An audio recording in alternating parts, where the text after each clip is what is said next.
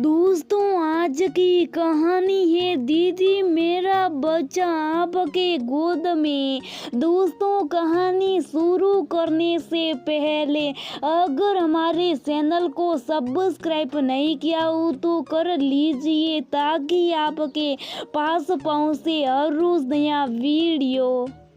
रेणु, काम बाद में कर लेना, पहले चाय और भजिए खा ले। दीदी, आप मेरे लिए क्यों परेशान होती हो? मैं तो घर से खा पी कर आई हूँ। सकू आते हुए नाश्ते की प्लेट हाथ में लेते हुए रेणु ने कहा, इसमें परेशानी कैसी? खुद के लिए तो बनाती तो हूँ, तो एक कप तेरे लिए बना लेती और ये फल लेते जाना। तेरे बच्चों के लिए टेबल की ओर इशारा करते हुए प्रिया ने कहा। रेणु फल लेकर जाने लगी, तभी प्रिया ने फिर आवाज दी, सुन, आज तेरा बेटा नहीं आया। वो दीदी, आज मेरे आदमी की छुट्टी रहती है इसलिए वो घर पर ही। रेणु ने खुश होते हुए कहा, अच्छा, मैं खिलौना लाई थी गोलू के लिए, ये उसे दे देना। खिलौना देते हुए प्रिया बोली, आज रेणु बहुत खुश थी। आज तो बच्चे फल देखते खुश हो जाएंगे और गोलू तो ये कार देखकर उछलने लगेगा। ये पहली बार नहीं था। प्रिया हमेशा ही रेणु की किसी न किसी रूप में मदद करती रहती थी। तीज त्योहार हो या कोई पर्व, हमेशा ही रेणु और उसके बच्चों को कभी कपड़े, कभी खिलौने, तो कभी मिठाइयाँ अपने घर के साथ साथ रेणु के घर के लिए भी याद दे। प्रिया को ये सब करने से बहुत खुशी मिलती थी। शायद ईश्वर उसकी भी सुन ले। इसी आस में हर जरूरतमंद की मदद करने से कभी पीछे न रहती। रेणु भी प्रिया के हर काम के लिए हमेशा तत्पर रहती। प्रिया मैडम के न जाने कितने एहसान थे उस पर। रेणु हमेशा कहती है, प्रभु प्रिया मैडम की गोद भी हरी हो जाए। प्रिया मैडम कब प्रिया दीदी बन गई, रेणु को पता ही नहीं चल पाया। सच कहे किसी ने, कभी कभी रिश्ते अमीरी गरीबी से परे हो जाते और यही रेणु और प्रिया के बीच था। प्रिया को बच्चों से बहुत प्रेम था। अच्छा पति, नाम, पैसा सब कुछ तो था, पर कमी थी तो एक बच्चे की। रेणु अक्सर ही काम पर अपने बच्चों को ले आती। बच्चे प्रिया की कमजोरी थे। बच्चों के साथ समय बिताकर उसे बहुत अच्छा लगता, इसलिए अक्सर ही वो पार्क में टहलने चली जाती। शाम को बहुत से बच्चे पार्क में खेलते आते थे। प्रिया पार्क में रखी बेंच पर बैठने देखती रहती, कभी कभी बात करने की कोशिश करती। कुछ बात करने तो कुछ दूर भाग जाती। वो जब भी बाहर जाती रेणु के बच्चों के लिए कुछ न कुछ जरूर लेती। सुबह के 9 बजते प्रिया को बेसब्री से रेणु का इंतजार रहता और जब कभी वो गोलू को साथ न लाती उसका मन उदास हो जाता। रेणु के 2 बच्चे और हैं जिन्हें वो घर पर ही छोड़कर आती थी, पर गोलू अभी 2 साल का ही था इसलिए उसे अपने साथ ही लाती। गोलू को भी प्रिया का संग अच्छा लगता। एक पल के लिए तो प्रिया भूल ही जाती कि गोलू उसका नहीं, नौकरानी का बच्चा है। कई बार मन में आया कि रेणु से कह दे, आज गोलू को मेरे पास ही छोड़ जा, पर कभी हिम्मत ना हुई। माँ बनने के सुख से वंचित जरूर हो, पर ममता उसमें कुट कुट कर भरी है।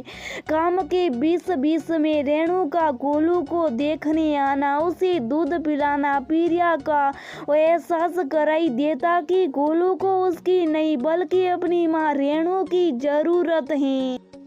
प्रिया का यूं बच्चे के लिए तड़पना अभी से भी देखा नहीं जाता। लाख सुख सुविधा, महंगे तोहफे, भरपूर प्यार देने के बाद भी वो प्रिया के जीवन में बच्चे की कमी दूर नहीं कर सकता था। आज 10 बज गए पर रेणु का कुछ पता नहीं था। इतनी देर तो उसे कभी ना हुई थी। दरवाजे की घंटी बजती प्रिया दौड़ पड़ी।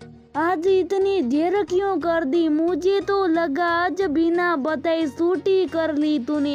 अरे नहीं दीदी, वो मैं ये क्या वो मैं कर रही, क्या बात है, परेशान क्यों? बच्चे तो ठीक है ने, आज गोलू को भी नहीं लाई। इतना सुनती रेणु फुट फुट कर रो पड़ी। क्या बताऊं दीदी, मैं फिर से प्रेग्नेंट हूँ, पर मेरा आदमी ये बच्चा नहीं चाहता। आज तो उसने धमकी दी है कि बच्चे को गिराए बिना घर मत आना, इसलिए अस्पताल गई थी। पर जब डॉक्टर ने बच्चे की धड़कन सुनाते हुए मेरा आखिरी जवाब मांगा तो मैं ये न कर पाई। इस सब में मैं बेचारे इस बच्चे का क्या दोष? मैं अपनी बच्चे की हत्या कैसे कर सकती? इतना सुनती प्रिया का दिल तड़प उठा। अरे पर तेरा पति तो तुझे बहुत चाहता है और बच्चे तो भगवान का रूप होते। जिस औरत के बच्चे नहीं कोई, उससे पूछ के बच्चों की तड़प क्या होती है। पर दीदी, हमारे 3 बच्चे पहले से, उनका लालन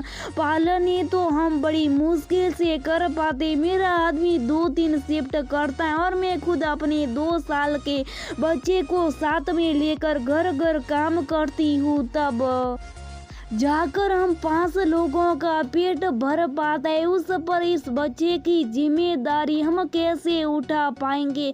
तो अब क्या सोचा है? प्रिया हैरान सी बोली। इस बच्चे को आप रख लीजिए दीदी। रेणु ने जैसे प्रिया की मन की बात जान ली, वो प्रिया की आंखें चमक उठी। रेणु क्या? हाँ दीदी, आपका दुख मैं अच्छे से समझती। आप मेरे बच्चों का इतना ख्याल रखती है। ईश्वर ने आपको एक मौका दिया। मेरा पति ये बच्चा नहीं चाहता, मैं इस बच्चे को गिराना नहीं चाहती और आप एक बच्चे के लिए तड़पती। इसमें हम सबका ही भला है। मेरा बच्चा दुनिया देख पाएगा और उसे अच्छी परवरिश मिल जाएगी और बच्चे के प्यार को तरसती एक माँ को मातृत्व का सुख मिल जाएगा। मेरे लिए इतनी बड़ी कुर्बानी नहीं रेणु। एक माँ से उसके बच्चे को अलग करने का पाप मुझसे नहीं होगा। मन को खुद ही डाजट बताते हुए प्रिया बोली। अम्पिया बहुत देर से दोनों की बातें सुन रहा था। अब वो भी बोल पड़ा, पाप कैसा प्रिया? ईश्वर ने रेणु को पहली 3 बार माँ बनने का सौभाग्य दे दिया, शायद इस बार तुम्हारी बारी है। मुझे यकीन है तुम एक बहुत अच्छी माँ बनोगी। रेणु भी तो यही चाहती है। पर मैं तेरा पति, मैं उसे मना लूंगी, वो जरूर समझ जाएगा। इतना सुनती प्रिया ने रेणु को गले लगा लिया। अमूल्य खुशी जो तूने मुझे दी, उसका एहसान मैं कभी नहीं चुका पाऊंगी। आज एक छोटी बहन ने बड़ी बहन का जीवन खुशियों से भर दिया है।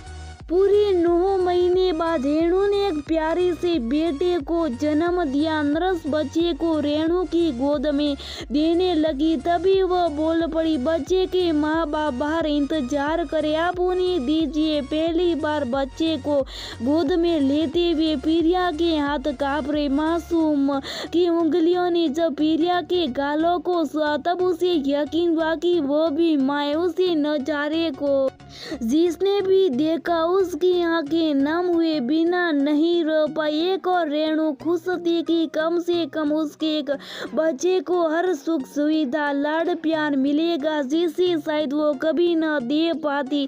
वहीं प्रिया कार्तिक भी हमेशा के लिए रेणु की कुर्बानी वो अपना सब कुछ लुटा कर भी पूरी नहीं कर सकती थी। सच में कभी कभी पराया से भी खून के रिश्तों से बढ़कर रिश्ता बन जाता है। जब प्यार दिल से होता है तब वो अमीरी गरीबी उस नीच जैसी सोच से कोसों दूर रहता है। अगर हमारे कुछ करने से किसी के जीवन में खुशियाँ आ सकती है तो उसे करने में कोई हर्ज नहीं होना चाहिए। किसी को खुशी देने से बढ़कर कोई पुण्य नहीं हो सकता।